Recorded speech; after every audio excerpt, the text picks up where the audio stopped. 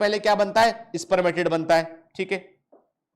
चलिए, the region outside the seminiferous tubule, seminiferous tubule से बाहर का रीजन जो है वो इंटरस्टिशियल स्पेस कहलाता है, ठीक है। इसे बोलते हैं इंटर, दो के बीच में के, तो इंटरस्टिशियल स्पेस जो है वो दो सेमाइनिफरस ट्यूब्यूल के बीच का जगह होता है, और यहां पे आपको स्मॉल ब्लड वेसल देखने मिलती है, और आपको कुछ इंटरस्टिशियल सेल्स या लीडिक सेल्स देखने मिलती हैं, आपको कुछ इंटरस्टिशियल सेल या लीडिक सेल्स देखने मिलती हैं, ठीक।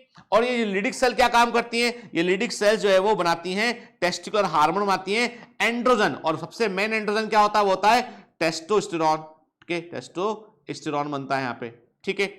इसके अलावा इस जगह पर कुछ इम्यूनोलॉजिकल कॉम्पिटेंट सेल्स पाई जाती हैं। देयर आर सम सेल्स जो WBC होते हैं, कुछ जो है वो ऐसे सेल्स होते हैं जो लिम्फोसाइट्स होते हैं, वो यहां पाए जाते हैं, जो कि प्रोटेक्शन प्रोवाइड करते हैं, टेस्टिस के अंदर जो है वो बैक्टीरिया को पनपने से वो रोकते हैं। तो there are immunological competent cells यहां पर हमको देखने मिलती हैं, ठीक है, क्लियर।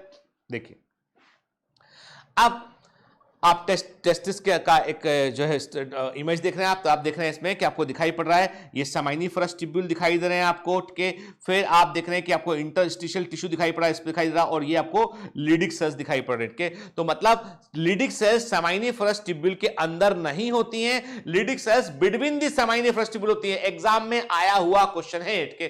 तो Leydig cells are not present inside the seminiferous tubule, they are present between the seminiferous tubule, they are present between the seminiferous tubule. Which cells present inside the seminiferous tubule, तो seminiferous tubule के अंदर Sertoli cell मिलेगा आपको, और आपको मिलेगा क्या, spermatogonia cells मिलेगा आपको, क्लियर, ठीक है। तो ये देखिए, हमने इमेज को दोबारा यहां पर देख रहे हैं, जो इमेज को मैंने मार्क किया था बेटा, उसी इमेज को यहां पर हम दोबारा देख रहे हैं यहां पे, क्लियर।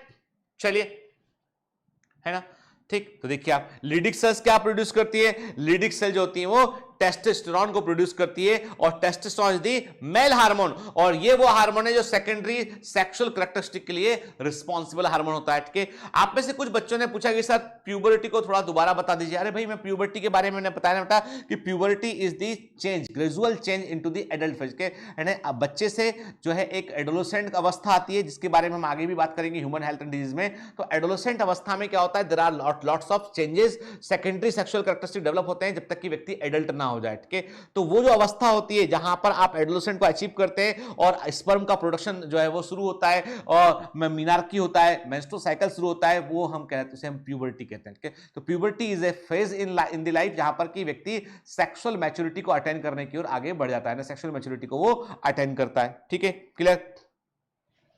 तो आप देख रहे हैं, तो याद रखिए बेटा, सर्टोली सेल के लिए एक वर्ड और यूज करते हैं, सर्टोली सेल को जो है के लिए एक सिनोनिम के तौर पे एक वर्ड और यूज करते हैं, इसको हम जो है वो सस्टेंटाकुलर सेल्स भी कहते हैं। तो याद रखिएगा, नोट कर लेना कहीं पर के, सर्टोली सेल्स को हम सस्टेंटाकुलर सेल भी कहते हैं, कि इसे हम सस्टेंटाकुलर सेल भी कहते हैं, सर्टोली सेल को हम सस्टेंटाकुलर सेल्स भी कहते हैं, और ये एक केमिकल प्रोड्यूस करती इनिबिन। अब ये क्या काम करता है हम आगे बात करते हैं, प्रोड्यूस आल्सो प्रोड्यूस इनिबिन नाम का केमिकल भी प्रोड्यूस करती है। तो आप देख रहे हैं कि स्पर्मेटोगोनिया दिखाई पड़ रहा है आपको, स्पर्मेटोगोनिया लगातार जो है माइटोसिस करेगा, अपना नंबर बढ़ाएगा।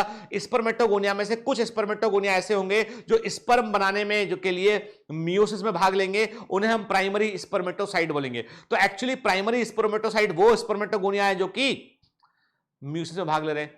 म्यूसिस फर्स्ट हुआ तो क्या बन गया, सेकेंडरी स्पर्मेटोसाइट बन गया। म्यूसिस सेकंड हुआ तो स्पर्मेटिड बन गया, और स्पर्मेटिड में मॉडिफिकेशन हुआ, परिवर्तन हुआ, फाइनली स्पर्म बन जाते हैं, क्लियर, ठीक है। फिर क्या देखा कि जो सेमाइनिफरस ट्यूब्यूल के बीच में लीडिक सेल्स और इंटरस्टिशियल सेल देखने मिलेंगी, जो कि एंड्रोजन को या टेस्टोस्टेरोन को प्रोड्यूस करती हैं, ठीक है ना, क्लियर। अब ये तो बात की हमने किसके बारे में, टेस्टिस के बारे में बात की हमने। नेक्स्ट क्लास में हम बात करें, देखो अभी हमारे दिमाग में एकदम क्लियर है कि what is inside the primary sex organ of male, male के प्राइमरी सेक्स ऑर्गन के अंदर क्या है, क्या होता है टेस्टिकुलर लोब्यूल्स, क्या होता है सेमाइनिफरस ट्यूब्यूल्स, क्या होता है सर्टोली सेल, क्या होता है स्पर्मेटोगोनिया, क्या होता है लीडिक सेल्स, ठीक है ना। अभी हमको एक डोमिनेंट ट्यूनिका वेजाइनालिस, ट्यूनिका एल्बुजिनिया, तो अभी हमको जो है वो मेल प्राइमरी सेक्स ऑर्गन के बारे में पूरी जानकारी है, स्क्रोटम भी देखा हमने। अब हम बात करेंगे नेक्स्ट लेक्चर में कि डक्ट क्या हो, किस तरह की होती है, यानी कौन सी ग्लैंड्स और डक्ट यहां इन्वॉल्व है, और किस डक्ट का क्या काम है और किस ग्लैंड का क्या काम है, उसको हम नेक्स्ट क्लास में देखेंगे, ठीक है ना।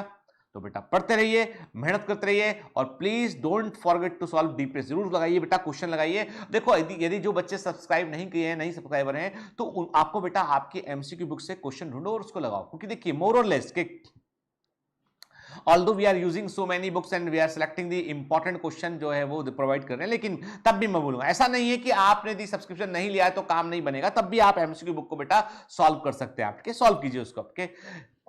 ये बात जरूर है कि जो है एक कंटिन्यूअस ट्रेनिंग में बने रहना, लगातार जो है एक फ्लो में बने रहने में आपका जो है ऑफिशियल कमांडो बनने में आपको जरूर हेल्प मिलती है उससे, लेकिन तब भी यदि कोई कारण है, किसी कोई समस्या है और आप नहीं कर पा रहे हैं, तो सिंपल सी बात है बेटा, तब भी आप अपना प्रयास जारी रखिए और एमसीक्यू को सॉल्व कीजिए, है ना। ठीक है, तो पढ़ते रहिए, मेहनत करते रहिए बेटा, ऑल द बेस्ट।